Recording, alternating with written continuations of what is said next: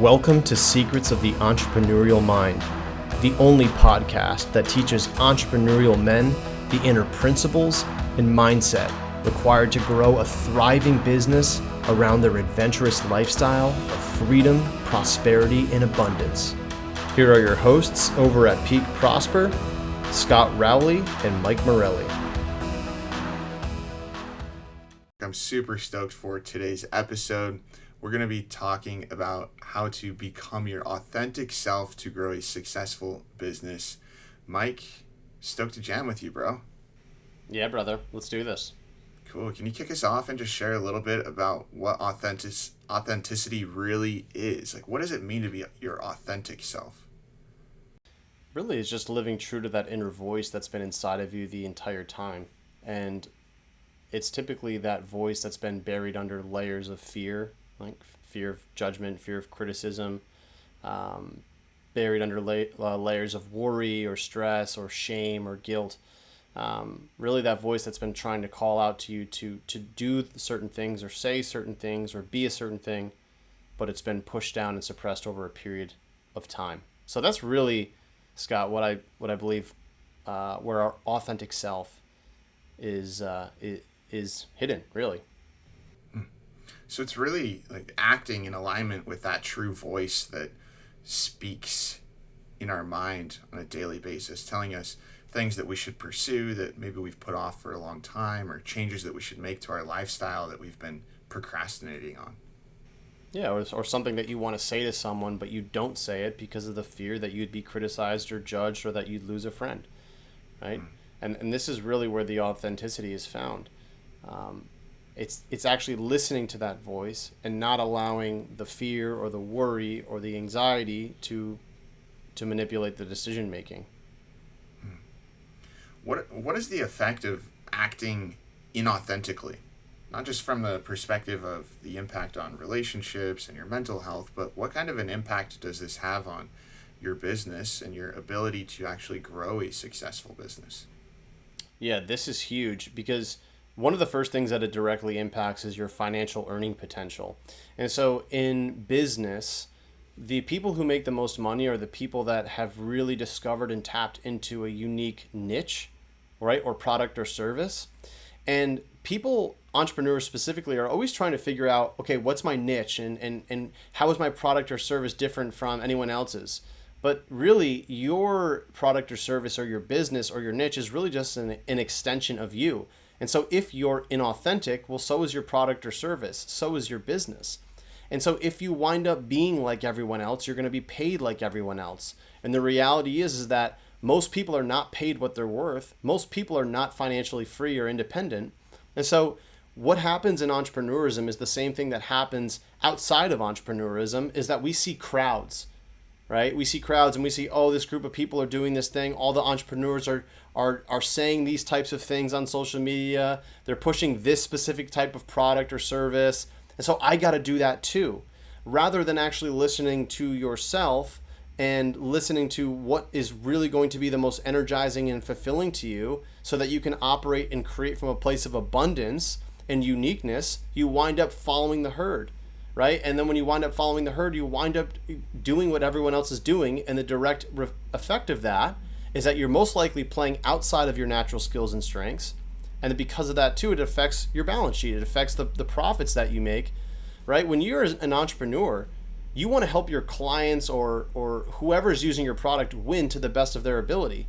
And that directly comes from you, the work that you put out into the world. So this is really, if we just look at it, Scott, from the effect of what happens to us financially as an entrepreneur, well, it's actually at a huge cost. And then mentally, the effect of being inauthentic is that you know that you're living a lie. You know that you're living outside of who you were meant to become. And I would say this is probably the biggest impact overall, is that when we are not living true to our potential, we're not living true to who we were designed to be. We know it. We may hide it. We may cover that up. We may lie and say, no. But in reality, we know the truth, and that directly impacts our self-worth and self-esteem. And for your ability to actually get paid what you're worth or get paid to make more money, self-worth is huge. I mean, the number one reason that entrepreneurs do not grow their business and are not paid the amount of money that they want to be paid is directly attributed to self-worth and self-esteem. They think that their product or service is not worthy enough, so they don't raise their prices. They don't charge higher prices. They don't reach out to the people that they should be reaching out to. Or maybe it shows up on when they're pitching their product or talking about it to friends or family. And then because they're showing up from a place of low self-esteem or self-worth, people pick up on that energetic vibration, and then they'll go and reaffirm that. Like there's a entrepreneur who I know who was talking to me about this recently, where he's questioning his product or service, and then he shared it with his family member, and his family member put it down, right? And that just reaffirms the story that we've been experiencing. Oh no, I don't really believe in my product or service, and now my family member said this to me. This is just confirmation that this is true. That's right. I am not worthy enough to grow my business. I am not worthy enough to charge higher prices for my product or service, or rather sell it to anyone at all. So the effects of inauthenticity are much deeper than people realize. Mike, you said one thing there that I want to revisit at a deeper level, and that was that people pick up on the energetic vibration of low self-esteem or trying to act in misalignment with your true self and your true voice, and I mean ultimately trying to fake something that isn't true to your values and your mission and your vision. Can you speak in a little bit more depth and detail about why people will continue to take these actions even though people are picking up on it, people are in tune with the negative energetic vibration that you're putting out there? Why do entrepreneurs continue to try to be something they're not and get stuck in this cycle of misalignment? Why do people try to be something that they're not? I think it really, Scott, it comes down to their beliefs, right? They believe that this is what they have to do in order to achieve X. I know that I've done this before. I know I've done this before with even some of the marketing strategies that me and you have tried in the past, that a coach told me that you have to do X and then you'll have Y, right? You have to reach out to people on this social media platform using this technique, and then you will have clients. And even though that may have gotten us some clients, I absolutely hated the work. And then because I hated the work, my self-esteem and self-worth dropped. What am I doing? Why am I doing this? Then I go look at my bank balance, and the bank balance is low. And because I see the bank balance is low, so I got to just double down. I just got to reach out to more people. And people get caught in their own beliefs. And this is why, Scott, I think the old saying goes, it's much harder to let someone know that they've been fooled than to just rather fool someone, right? And I probably butchered that, but essentially it's far easier to fool a person than to let them know that they've been fooled. And I think about that with beliefs. Our beliefs are the thing that are actually keeping us from happiness, success, and more money as an entrepreneur. It's only our beliefs. And this is why people will continue to take actions even though it's actually harming them, and they know that it's harming them, but they have to quote unquote grind through it. And then also, Scott, another thing to think about is that people always want to do the thing that keeps them safe. So if you're an entrepreneur that's been in this place of maybe scarcity or fear or worry, and that's been the emotion that's been driving you in your business for the last year or 2 years or 3 years, right? I definitely understand that. I mean, look, me and you, when we started Peak, or even when me and you were separate before we started working together, like, you're trying to get money in the door. You're trying to keep the ship afloat. And so rather than operating from a place of abundance, you're operating from a place of security. And living based in security is living based in fear. And so when that becomes your norm, right? Anything outside of that, even if it could be beneficial to you, is scary. That goes to say that if fear is the emotion that is constantly driving you all the time, that will become your norm. And even something that can be beneficial, that like to change your emotion or change your beliefs, it compromises what you view as safe and secure, your norm. And so this is another reason why people will continue to take the same actions even though it harms them. Mike, I can't think of any way to live a less authentic life than to live one that's rooted in fear, or to grow a business that's more rooted in fear. Absolutely catastrophic, man. Hey, yeah. Mike, we work with a lot of entrepreneurs, and we coach them through this process of really defining their authentic self and living true to that new character. What are some ways that our listeners can go and implement some of our method to become more authentic in the business that they're working to grow, or their business idea. Yeah, I think before we talk about that, Scott, it's really important to talk about where inauthentic, where feelings of being inauthentic actually come from. That's really important because if there is no understanding, there is no change. Because if I go straight into saying, hey, here are some ways to help you become more authentic as an entrepreneur, you'll miss the understanding part, and the understanding is huge. So that way you can at least have the awareness to know that when you're starting to fall into some of these traps, right? And so when grown-ups punish a child for telling the truth at a young age and revealing what it really thinks, the child's honesty and authenticity is destroyed. And from that place, through our programming and conditioning growing up as children and as people in the world, we begin to learn what is good behavior and bad behavior. We begin to learn based on what society or culture we grew up in, what is the right thing to do and what is the wrong thing to do. And in school, what happens when you raise your hand and you get the wrong answer? The teacher calls on you. You raise your hand, Scott, and the teacher calls on you and you say, oh, the answer is 17.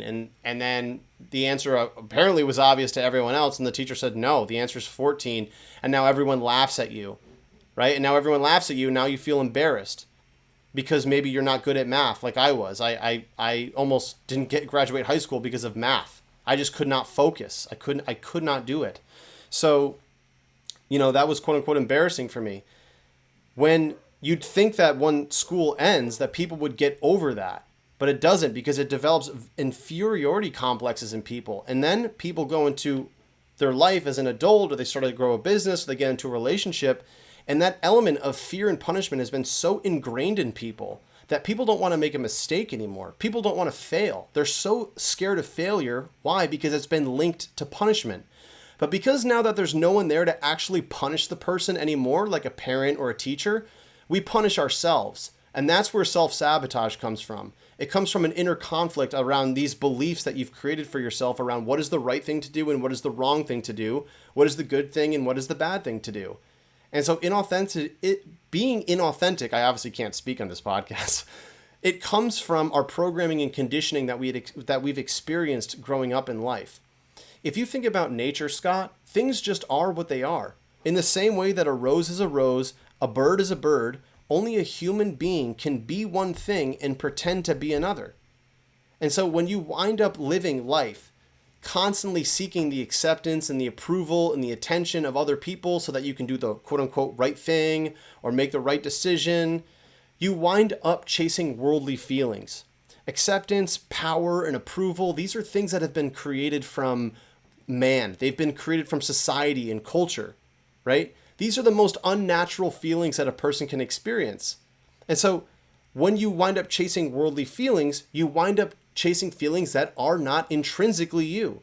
The only feelings that are intrinsically you are feelings that have been created from nature, which is a soul feeling. I want you to imagine the last time that you stood upon a mountain summit at sunrise, or you unzipped that tent at the early morning and you looked out and there was just that misty glow on top of the lake, or you caught that incredible right-handing barreling wave down the shores of Costa Rica with your best mate in the water. Those feelings, I just get chills. Those are soul feelings. They're only unique to you and you alone.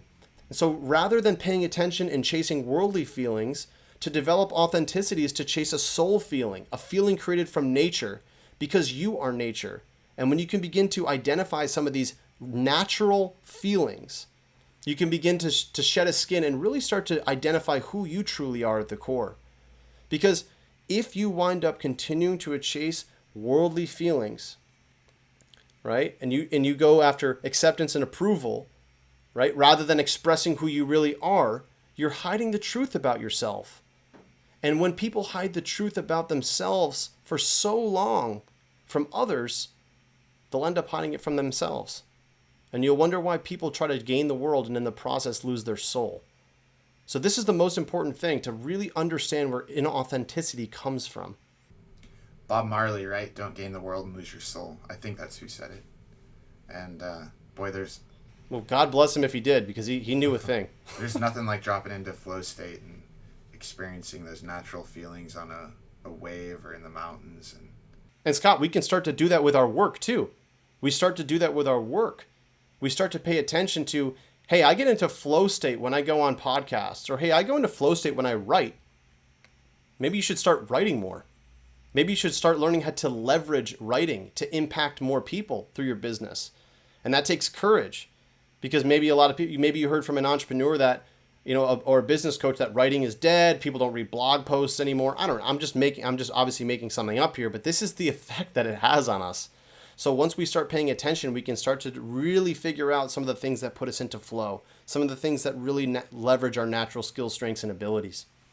Yeah, and Mike, wouldn't you say that if somebody can't experience their authentic self in more of these natural states, it's absolutely impossible for them to translate those into a business that they're trying to grow? Impossible, because you'll wind up down the road, even if you do wind up achieving some form of success, you're either going to lose it or you're going to hate it, because you're going to realize that it's never what you really wanted anyways. Imagine that feeling. Oh my God. Can you imagine getting like 4 or 5 years down the line and grinding and putting yourself through hell only to realize that that's never actually what you even wanted? And all that success and all that money is going to be gone because you're just going to sabotage yourself. It happened to me, actually. I mean, I spent 5 years building a corporate career only to find out that it wasn't actually what I wanted, and it wasn't actually in alignment with the impact that I actually wanted to have on this world.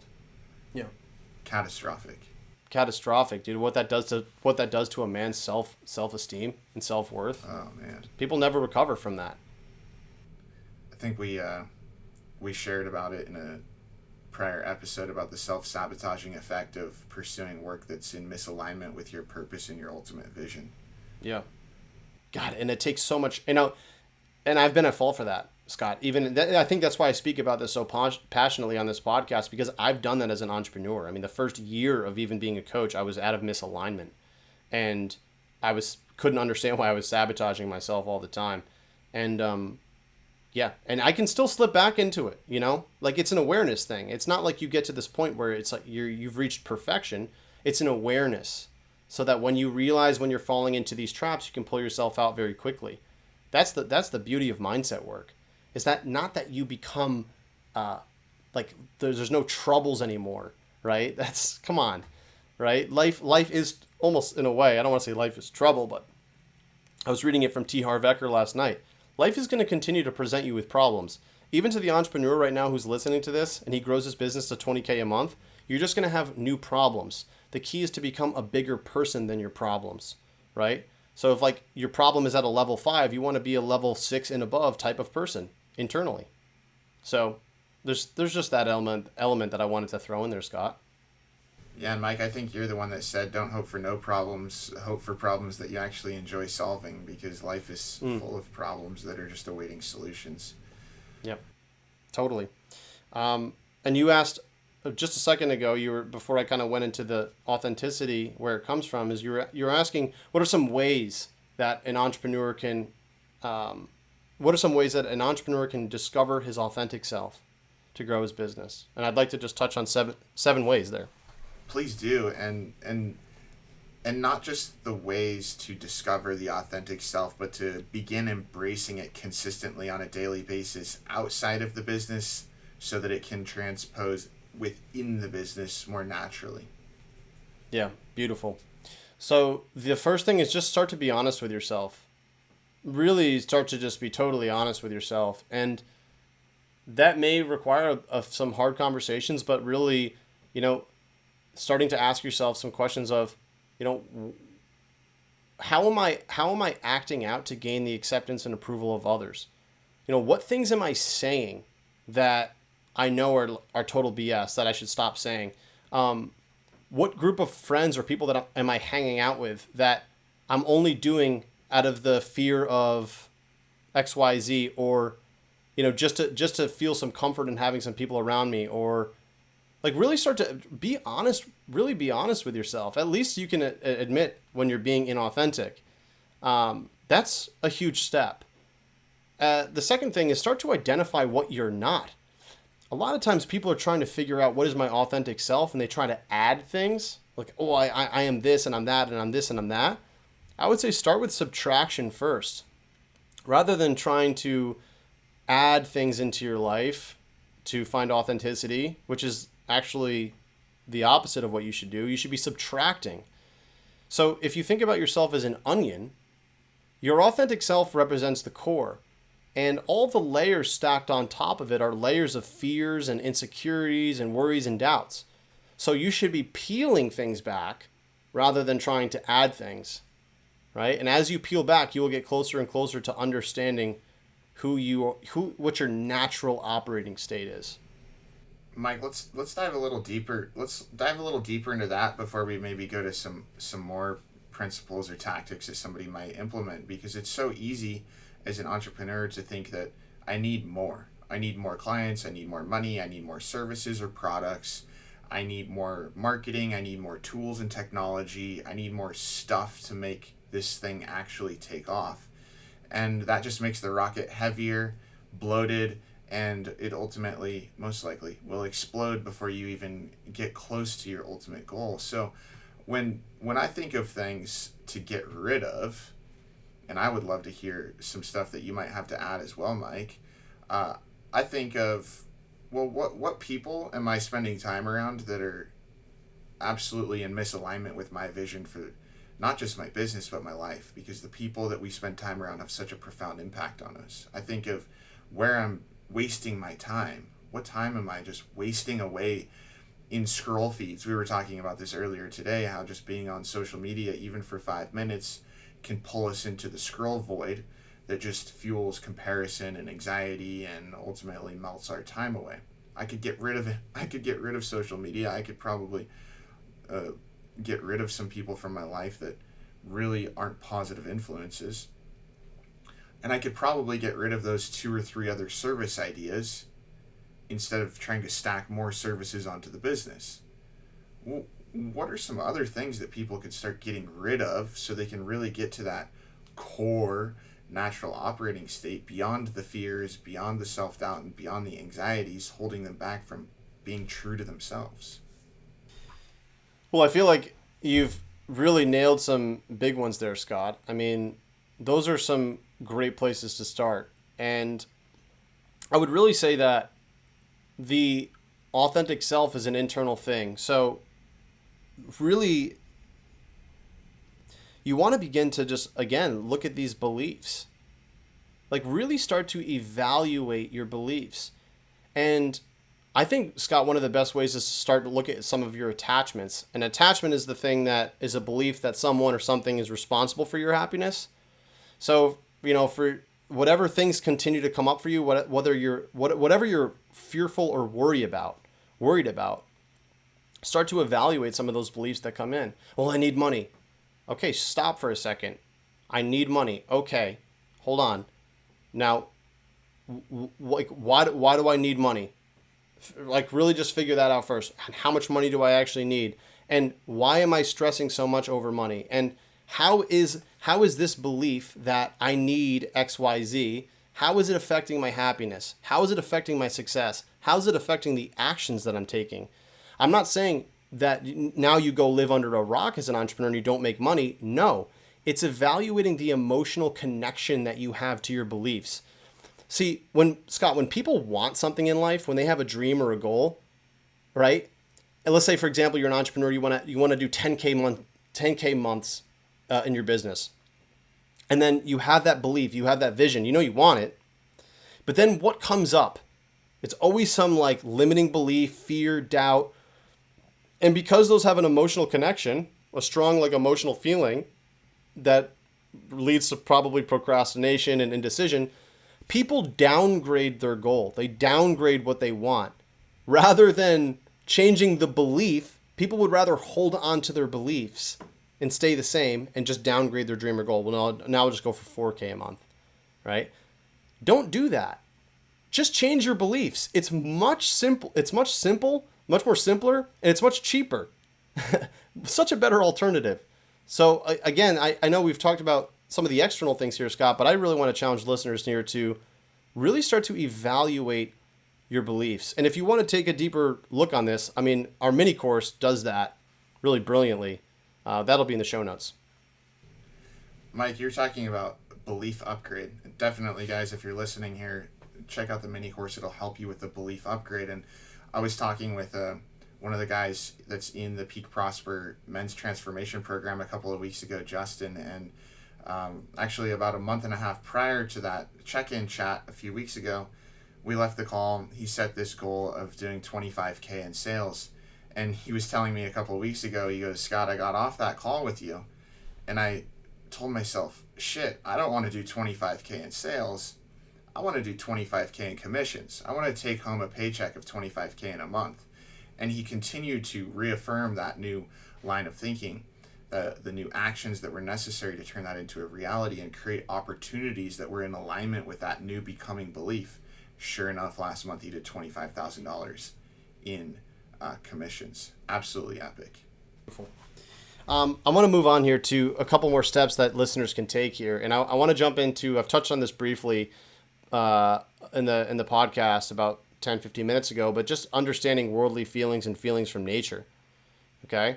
So this is going to, again, help you to shed a skin, get closer to that authentic self, is when you really start to understand how you are chasing feelings of acceptance and approval and power and success and all these different worldly feelings, right? When I say success, we talk about success here, but Scott, when we talk about success at Peak Prosper, we let the user define it, right? It's user defined. A lot of the success from the world is, having a, 2-car garage and a big house in the suburbs, and you got 4 kids, and you've got a retirement, you got your 401k, and all this stuff is going on. And look, I don't need to convince people here on that if you're listening to this, if that's successful or not. I mean, just simply look at the statistics and look at the happiness of people living that life. That's just it. Success is something that you ultimately have to define. And for you to actually find out what success means for you, you have to walk away from the world. You have to walk away from the feelings manufactured from the world and go towards the natural feelings, soul feelings from nature. So the fourth thing that I want to give you here is practice the art of being. We are called human beings for a reason. And I want you to just be who you naturally are. When you want to say something, say it. When you want to dress a certain way, dress a certain way. When you want to walk down the street and you have the urge to sing, just sing. I was walking down the street the other day in broad daylight singing a Van Morrison song, Into the Mystic, out loud, and people were walking by me. I love that song. You got a couple lines for us right now, homie? He goes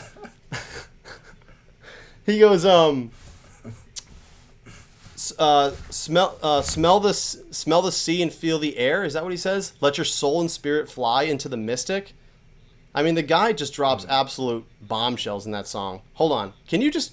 While I'm talking here, Scott, can you Google the lyrics, Into the Mystic lyrics, so I just can make sure that I actually have that down right?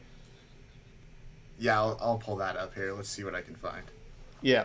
So practice the art of, while Scott pulls that up, practice the art of being and just truly expressing who you are as a human every day. And you're going to notice fear comes up when this happens. That's okay. What we want to do is we want to face the fear. It's manufactured. It's made up in your own mind.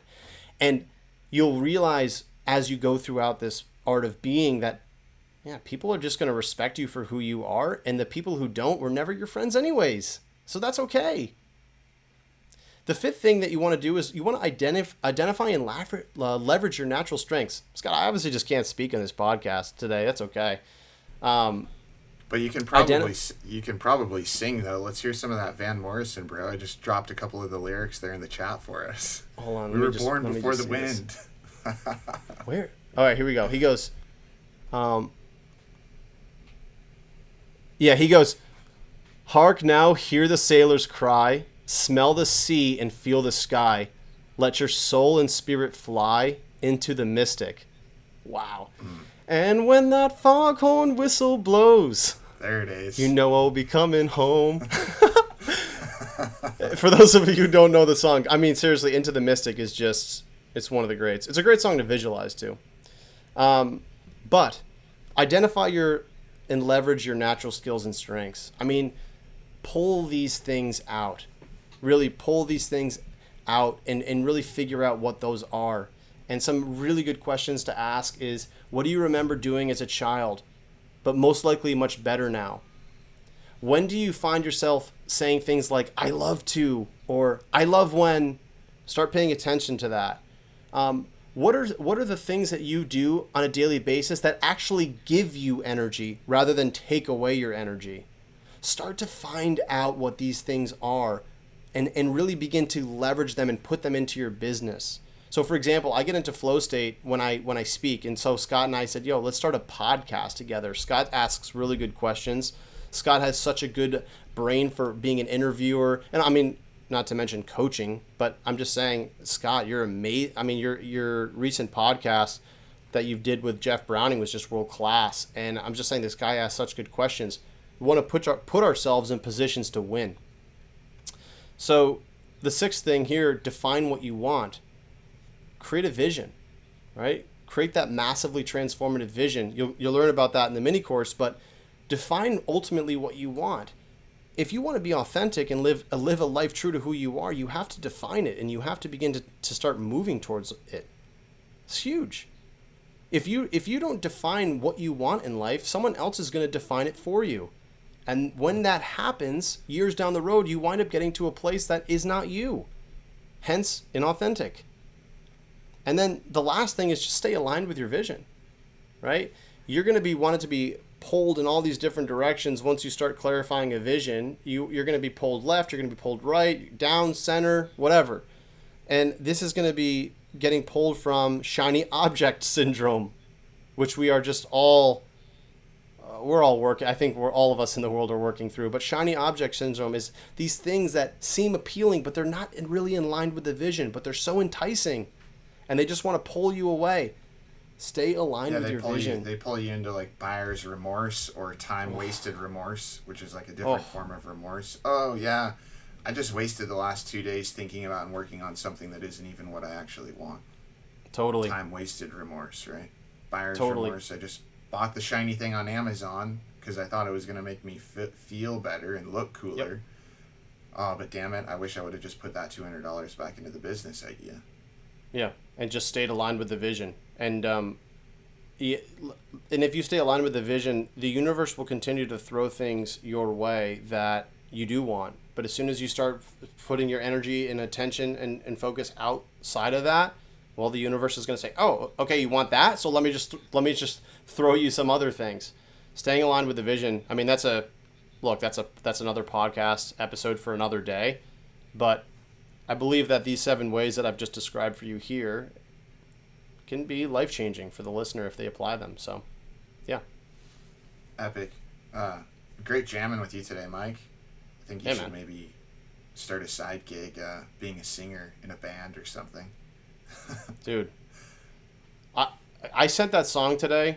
I can't tell the story in too much context, but I sent that song today to someone, and yeah, she responded with very positive affirmation.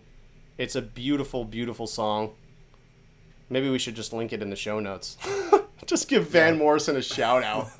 We totally should, man. Hey, Mike, any last comments as we wrap up today's episode? You just have one very precious life to live. And the more and more that I go down this rabbit hole of life with you, Scott, there's just I just can't see any other way than just really go all in on what you want and really be who you were meant to be. You hear it in that book, The Top 5 Regrets of the Dying, that like I think number 1 was that I didn't express who I truly was. What a hell of a regret to have later on in life. Or when you're 50 years old and you're just so deep in the rabbit hole with wife and kids, and you didn't really pursue that entrepreneurial dream when you really had the chance. I don't ever want to be in that position. So I hope that this podcast really inspires the adventurous entrepreneurial man listening to this to just go and become who you were meant to become. Boom. Let's call it a wrap, guys. Thanks for tuning in today. We'll see you in the next episode. All right. Happy days. Hey guys, this is Mike Morelli here from Peak Prosper. Just some final quick notes. Scott and I really hope that you enjoyed today's episode of the podcast. If you're loving the content, head on over to Apple Podcasts and leave us a review. This helps us tremendously in our effort to expand our reach and help more people. Secondly, if you're looking for a proven methodology a supportive community of like-minded, adventurous, entrepreneurial men, and expert mentorship to help you take your business to the next level, our Men's 2.0 Transformation Program is open for enrollment. To learn more and find out if this is the right fit for you, head on over to peakprosper.com/book-a-call, and we'll be happy to connect with you. Lastly, if you're looking for additional free resources, head on over to peakprosper.com/resources.